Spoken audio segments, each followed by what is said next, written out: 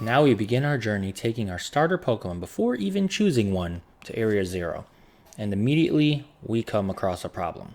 So I warped myself, to the coordinates of where Area 0 should be. The open area, where you're going down the layers and trying to get through the 4 labs to, the basement area, the very bottom ground. And you're warped to the very bottom of the main map in the Area 0 part, the Great Crater, wow. And this is it. You're actually able to walk on it because you can't go any lower.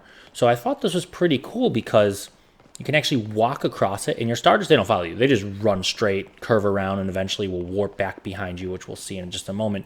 But we can't go any lower than this. And here they go. I guess we could see who's the faster Pokemon here, in the overworld at least. But that's it. We can't get to Area 0. You need to actually get the flags. You need to go through certain parts of the story to actually get there. And eventually you will fall through because this doesn't connect to any map. And then you just constantly fall and constantly fall. And I think this is after the 3rd time you fall. It's like, oh, the 3 strikes, you're out.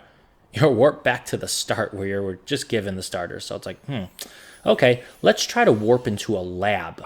A lab where the very bottom lab of where after you do the first 4 switches, and it warps you back. So it's like, okay, well then if we can't get in there and it warps us to this weird part of the map, that means that we're under it. And what I've gone and discovered is that our main map in Paldea, it's a coordinate plane, right? Your XYZ axis. The main map lies right on the top, where your buildings and everything else are around the sides of this or on the bottom.